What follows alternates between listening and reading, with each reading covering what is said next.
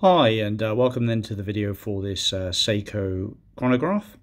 This is called the ssc233, or known as the Halloween watch, which is a bit of a name it's been given due to its orange and black striking colours.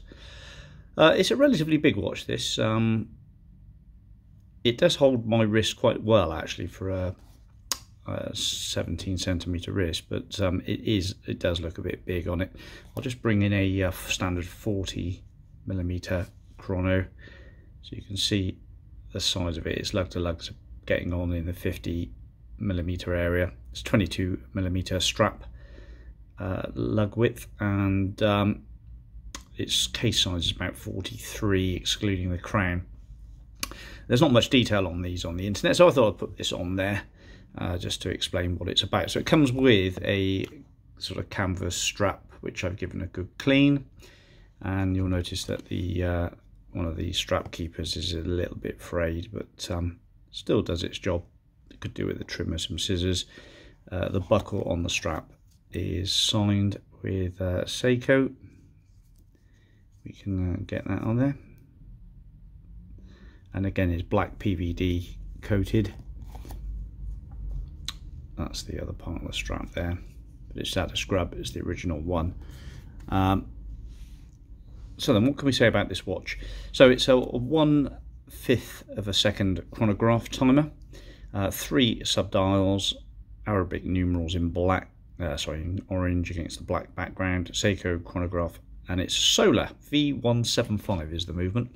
Solar powered, so plenty of power. You can use the chrono as much as you like. You're going to just have to give it a little blast of sunshine every now and again to keep it running, which is a nice touch, actually. I quite like that with a chrono, because who doesn't like playing with their chronograph every now and again? And when you've got a battery to replace, if you do it regularly, it's a bit of a bind. So solar powered chrono, good news. So when you press the button, click it, and there we go. The seconds hand times the 1/5 of a second. That's your minute timer down there, so that clicks around 1 notch every time it goes around a minute timer, as I said. And we've got a 24-hour clock on the side there, so that basically indicates the time, but in 24 hours, and that's your small seconds hand. So press the button again, stops the chrono, and of course you've got the lap times and sort of all the usual chrono features, and then the reset, which is nice and smooth. Excellent reliability and dependability from a quartz V175 as per usual. The water resistance is quoted at 100 meters, but we're not sure how that will stand up these days, although the back's never really going to be taken off on many of these due to the fact that the thing is a solar. Slightly different with the battery one. You probably find they would have been unscrewed many times after a few years.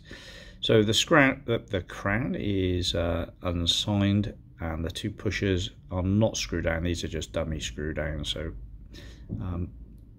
water resistance, but just be careful with it, really.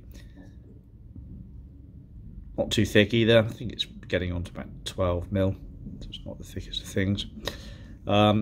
It's a mineral crystal, and there are a couple of very small little scratches which are pretty hard to see.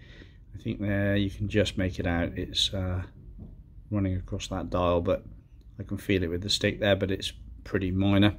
And there's what damages to it? Well, not much really. It has been worn, but I think you'll find there's a little bit of wear to the outer tachymeter, or just a few little blemishes there, but it's pretty good. It's an 8 out of 10 example, I'd say. You might want to change the strap out, really. These straps aren't great, but it's a nice looking thing. PVD coated watch, so it's black. As you can see there's no real chunks or scratches or marks of any significance, and it does have drilled lugs, so easy strap changing. You can just make out the drilled lug there. Quite a collectible item, these. I think they're doing reasonably well. there. Being solar and a chronograph, it's a very daily wearable watch. I'd imagine if you've got anything less than a 17cm wrist, you're going to find it's a bit chunky, but anything with bigger wrists, it's fine. But yeah, an interesting watch. It does have a date down the bottom there, and it's tiny. It's pretty hard to read. You're going to have to squint to see that. I really probably didn't need to worry about it, but it does have a date in there nonetheless. And the loom is pretty good. I've put a loom shot up amongst the pictures. It glows nicely. These are all impregnated with loom, the numerals around the outside, along with the hands. I don't think the second hand is, though. It's keeping good time. It's a nice reference. It's a nice watch, and make a nice item for your collector's box, or just as a general daily wear. Case back is screw down, obviously, and is absolutely immaculate. Weight wise, it's not too bad actually. It's probably going to weigh about 120 grams, I think, maybe less on the wrist, but it's got some weight, but it's not one of the heaviest watches that you'll find. I like that. That's a nice watch. Thank you for watching. Bye bye.